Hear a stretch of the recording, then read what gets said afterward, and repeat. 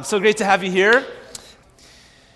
Yeah, just excited about this morning and the next few minutes together, and so great to see all of you. As you may notice, a lot of our students are away. There is a Power to Change a retreat this weekend, and many of them are away traveling, and I know last week was great. Heather and I were away last week, but heard great things just around. Wanted to make sure just to bring some of the college students into the flow of what's happening here and sharing some of the things that God is doing, because it's much more vast than even sometimes what we see on a Sunday morning, and so really thankful for them in just sharing last week, and excited about what God's stirring and doing, and what those kids, you know, you're getting old when you start calling university students kids. You know what I'm talking about? 40's coming quick. It's good. Just really excited about what God's doing within that community, for sure. So here's the plan. We're kind of peering in our themes and teaching stuff from here all the way up to Easter, and the plan is this. We're going to talk about, over the next 3 months or so, up and through Epiphany, because this is the third Sunday of Epiphany, all the way into Lent. We're going to talk about a theology of money for the next few weeks, a theology of work. We're going to talk, leading into the Lenten season, a theology of sex, and then at the end, we're going to talk about a theology of the body, which I am particularly excited about as we talk about our bodies as Jesus followers, and we talk about some things that connect with our bodies in the sense of we are bodies, we just don't have bodies. The connection of resurrection, where the world and where Jesus is taking the world is not floating spirits somewhere out there. It's actually in a resurrected body. And so in the meantime, our bodies actually matter. We'll talk about trauma as part of that and how our brains are connected to the body and what the scriptures say about this. Does the Bible inform us in this and speak to this? So I'm really excited over the next bunch of weeks to kind of give us some broad ideas around what the Bible is leading us to. And these are things, honestly, that these questions are alive and active in our communities. Really excited to engage in them over the next little while. So let's start with money. Maybe that's why half the people stayed home this morning. We put that out on Instagram this week, and maybe that was a bad idea yesterday to say, hey, we're going to talk about money and generosity, and everybody's like, no. So many of you know my story. I was very much like that. What is it now? Almost 12 years ago or whatever, when we started this community, I was jaded as kind of a young, kind of newer pastor, kind of stepping into a lead role in church plant. I was very jaded around money.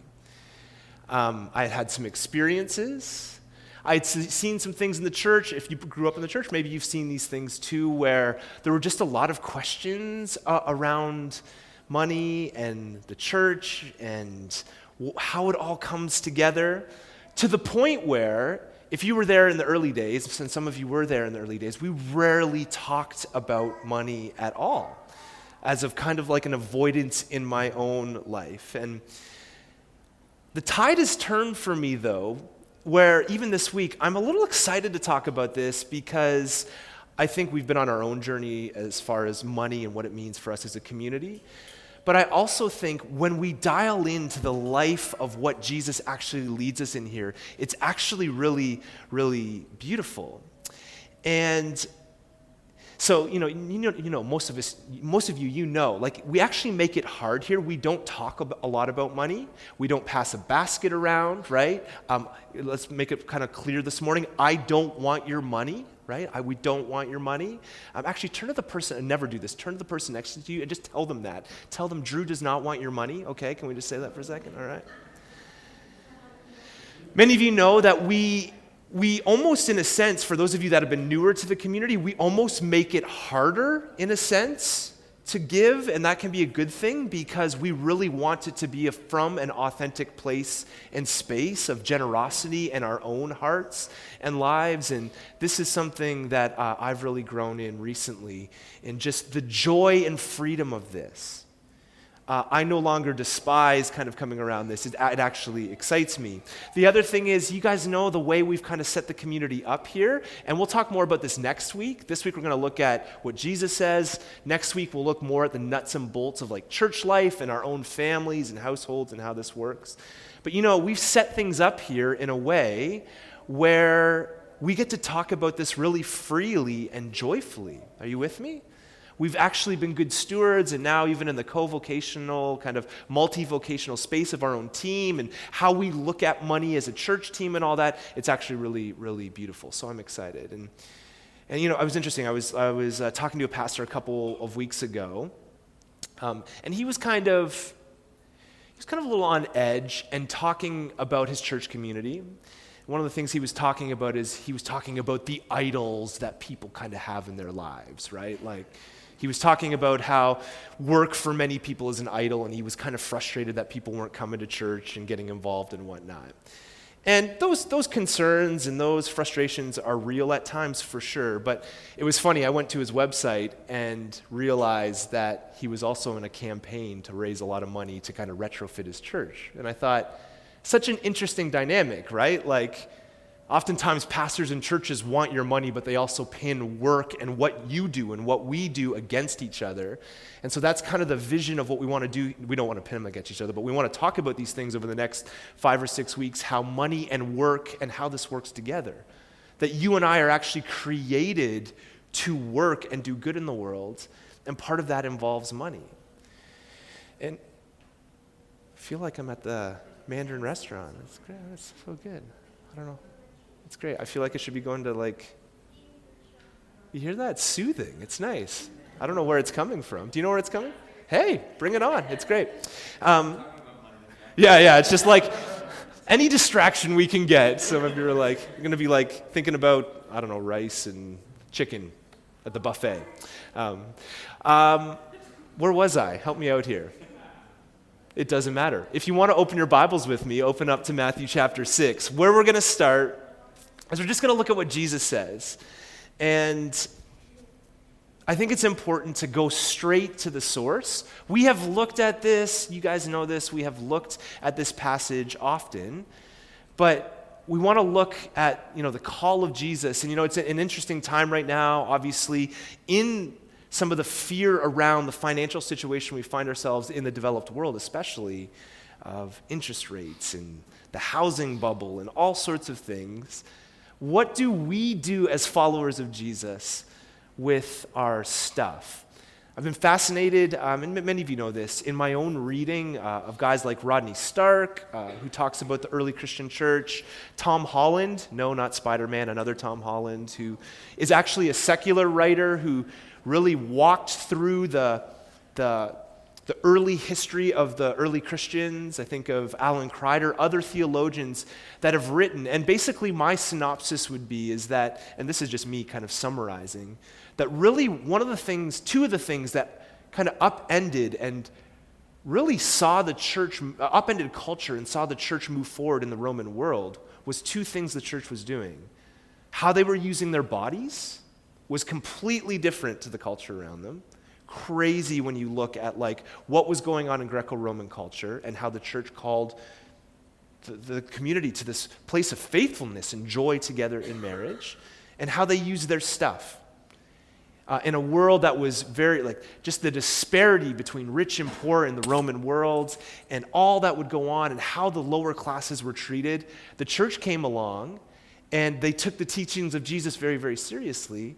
No need among you, and they used their stuff and their resources in really, really beautiful ways, and it really upended things. This little sect, this little community of people, a lot of them just thinking this is a break off of Judaism, exploded around the Roman world so that by the time we get to Constantine later on, a couple hundred years later, it is the prominent religion in the world, and there's good and bad with that, right?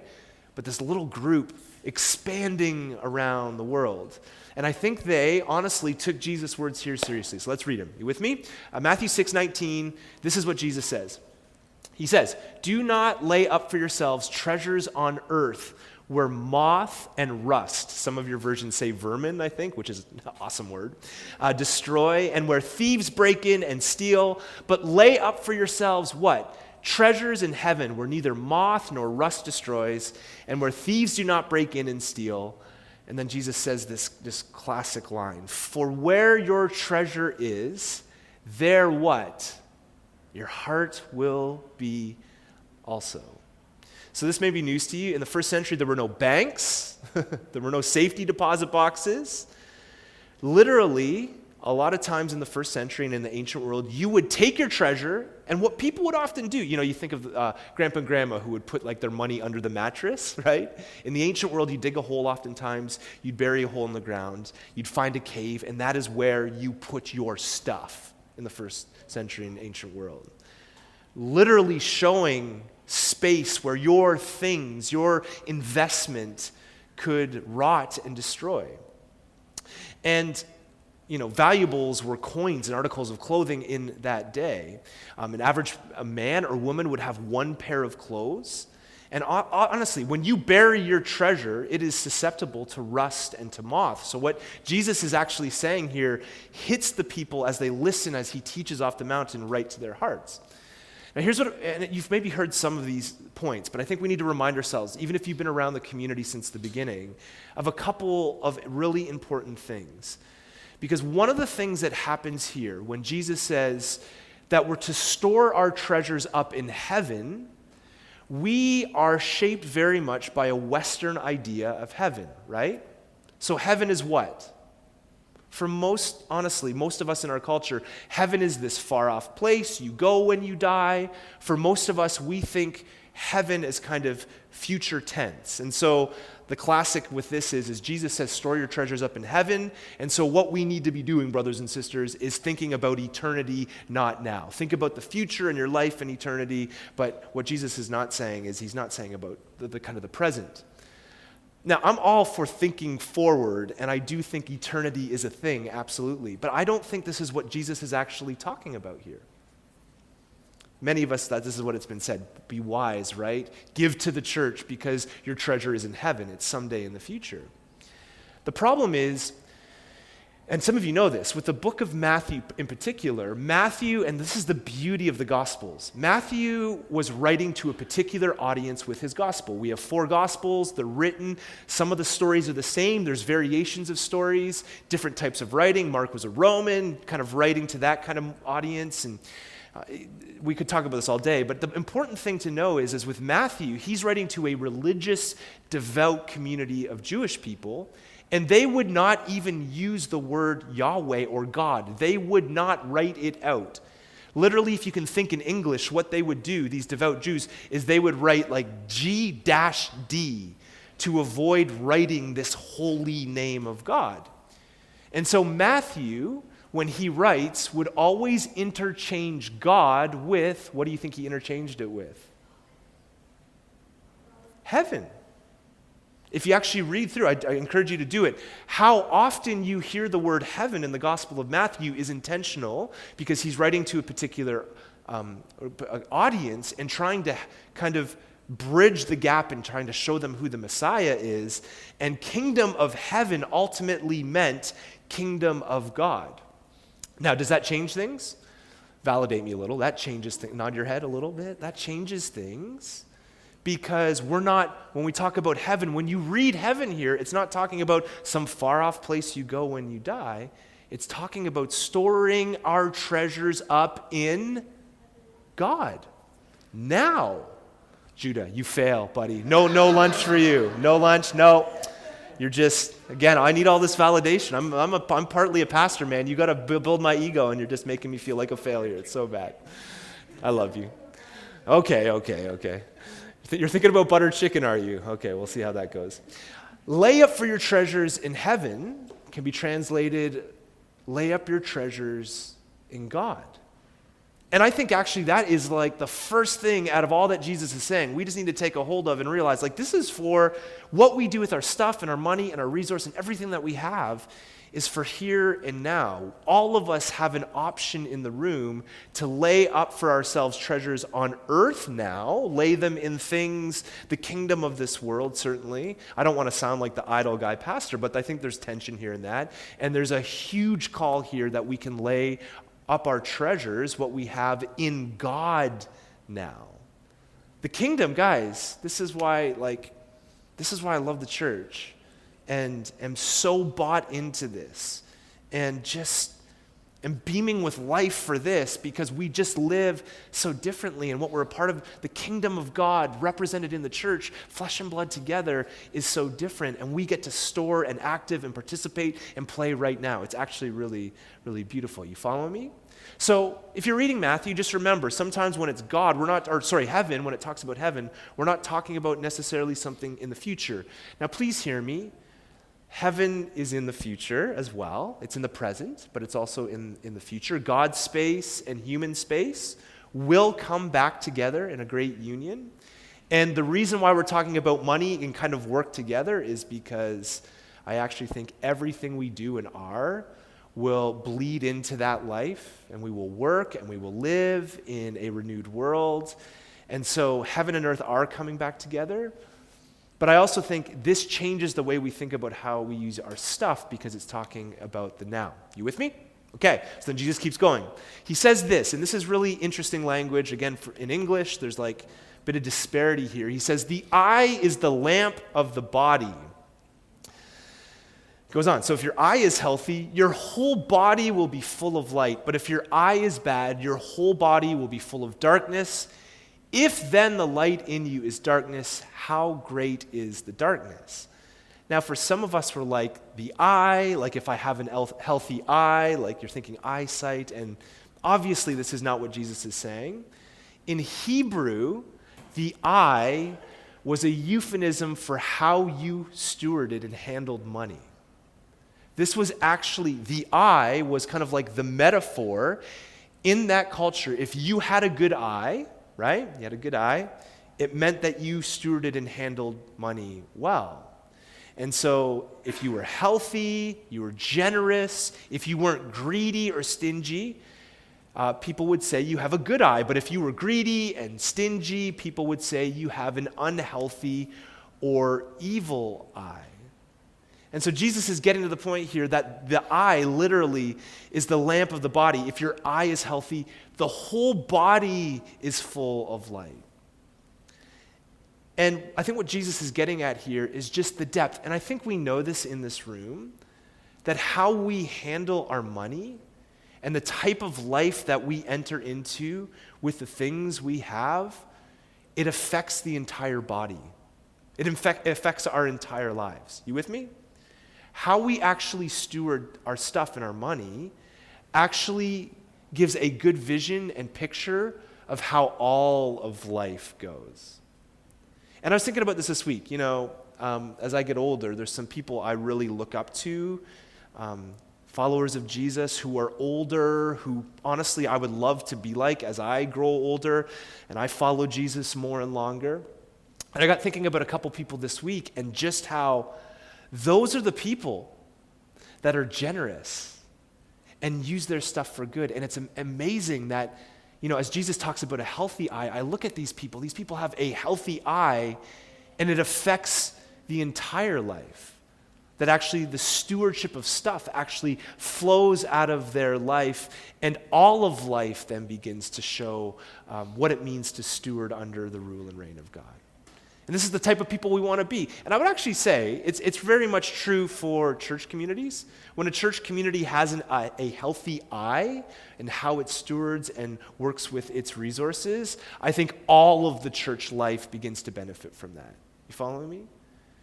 Jesus' call for his followers is to live and kind of lean into having a healthy eye, that it affects all of life. And I love the conversation right now because I'm around some educators, play hockey with quite a few educators, and the talk right now is, and there's educators in the room as well, obviously, just how we have been devoid a little of teaching about some of these things in school, like money management and stuff, and to hear kind of the secular world talk about the need for, and some of you are in this world as well, just investing and how to actually think appropriately about our stuff. My mind goes back to Jesus. If you're healthy in this area, the whole body is full of light. If we're healthy in this area, our whole lives begin to kind of flow in the way of God, and there's benefits from it. So, heaven means God, storing up treasures in heaven or in God right now. The eye is the way we handle money. When that is healthy, our entire lives benefit. Then Jesus says this, no one can serve two masters. For either he will hate the one and love the other, or he will be devoted to the one and despise the other. And then Jesus' classic saying, you cannot serve God and money. The word here for serve is actually the interchangeable word in the New Testament that we use for worship. Jesus is talking about worship here. You either worship God or you worship money. And he knew in that particular time, and just think about our moment now, how prevalent the worship of money actually was. How prevalent the worship of status and accumulating and letting that become a status thing in that culture. I mean, we see this today in our moment. You know, it's fascinating here. Not only should the word heaven be interchanged for God, but in English it says you can't serve God and money, which is a good translation. But if you actually read it in the Greek translation, it says you can't serve God and mammon. The literal word in the text is mammon. And mammon to the Hebrew community was more than money. It was the spiritual force at the back end of money and craving for things and stuff. This is actually, mammon was a god that would have been known in this culture, and it is the only time in the New Testament scriptures that Jesus actually mentions or names a rival god. And what is it? The rival god is money. This is the one thing that Jesus dials into. And you know this, you're probably thinking, just in our own moment right now, the God of money, that Jesus actually names it and speaks to it and says, you can't serve both of these things. You either serve me and my kingdom and you follow me, or you follow the ways of the world and you lean in and follow mammon. And so obviously this is unapplicable, right? Nothing to see here, right? Let's move along. I'm very bad with sarcasm. I think there's a lot here for us as people who follow the way of Jesus in 2023. And we go straight to the source. We're called to be people who store our stuff up in God. And one of the things all of us need to do here is, I think what comes with this is just an audit of how we steward, how we use our stuff. For some of us, we just, in this moment, we need to kind of slow down a little and take note of what we do with our stuff. That we can't serve mammon and God, and we need to store our stuff up in the way of Jesus in his kingdom. And so there's a few things I think Jesus would say to us as he talks about money on the mountain. One is that our hearts always go where we put our money, right? And we've talked a lot about this over the years. But the beautiful thing about this, it's just a heart issue, right? Where I put my money is where my heart is. So much like just, we can talk about things and say we like and do things, but the fact is, and this is really actually daunting because I'd be really worried to do this, but if you were to put up my bank statement, like from the last couple weeks, like my personal bank statement, you would see where my heart is. You would realize that my office is right across the road from the Black Walnut, and that is a problem. Anybody with me? I'm in therapy just for what I spend at the Black Walnut because it's literally right across the street. I walk there every day. I've been told not to do this by my wife, but I just don't listen because I've got a really good marriage. If you were to put your statements up, it would just be a revealer of what we worship. And that's actually, I'd be really hesitant to say this like 10 years ago. I actually think it's a beautiful and a joyful thing to remind us and draw us back to God's love and to his kingdom that is now and active and present, that where we put our stuff is what we worship. So I know the great kind of line is we, kind of as Christians, we sing lies sometimes, right? We come into, even Heidi alluded, sometimes we can just sing these things. And I actually think sometimes that's okay. Not that we sing lies, but that we continue to engage and sing and speak things. Sometimes we have a hard time even believing in our heart because I do believe it shapes us. But I also believe what Jesus is saying here is that it's evident in what we do, right? Praxis. this poieo, this leaning in, this practicing, this doing reveals what we actually believe, and that's a good thing. So our heart, as Jesus would say, always goes to where we put our stuff. And listen, we're going to talk about this during, as we talk about work. You have interests and stuff. For some of you, it's very quirky. For me, it's probably think like, why does this guy love sports and certain things so much? I think actually in the right context, those things can be loved and can be used in our lives. And I think actually God is interested in the things that we're interested in for the most part. And we'll talk about that when we talk about work. But ultimately, at the end of the day, our heart goes where we put our money. And then the second thing is just this. And we've been saying this for years.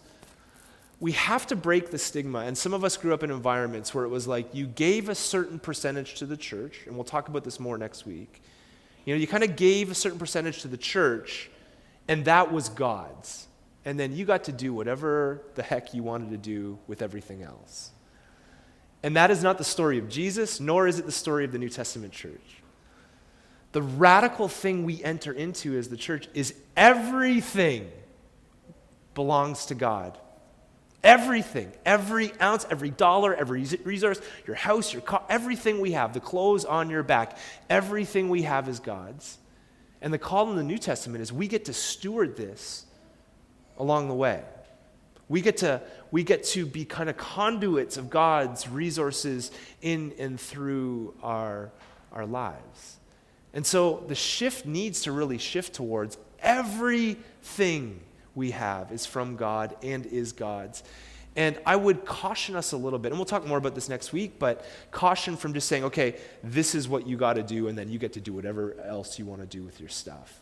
I actually think that if Jesus is Lord, that mindset changes in us a little bit. Everything we have belongs to God, and we get to steward what we have for his kingdom, for his glory.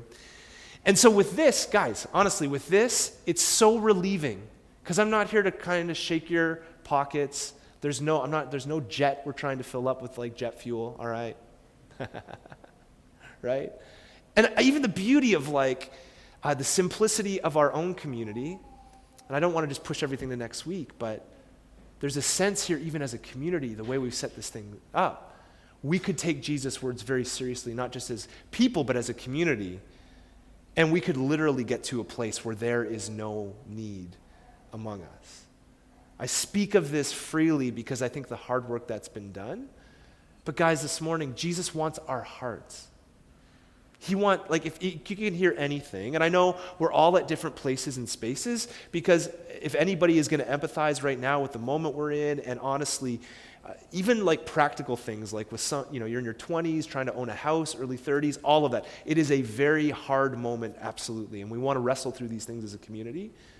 But wherever you're at, you're in your 40s, kind of looking to the next stage. Heather and I, we think about the next stage of our lives and growing kids, and it's different than when you're in college, university, or your late 20s. It's just a different season, and that's beautiful. That's the beautiful thing about the church and community together.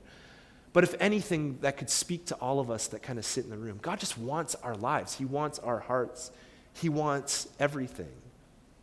And so instead of trying to shake pockets or trying to get you to do things, we just want to be reminded today, everything belongs to him. Let's open our lives up to what he wants to do in and through us. And I think part of that this morning is just taking a minute, kind of in the quietness of this morning, just to take an audit for a second of our own lives. And so I think this is a healthy thing that we can do, is just take a minute. Why don't you close your eyes with me? And we've already come to the tables this morning, but just take a moment, just close your eyes for a minute. And as we kind of end this morning, just open your life to God, his Spirit. Maybe it's just a simple asking of God's Spirit this morning. Where are you leading me? Where are you leading me, God?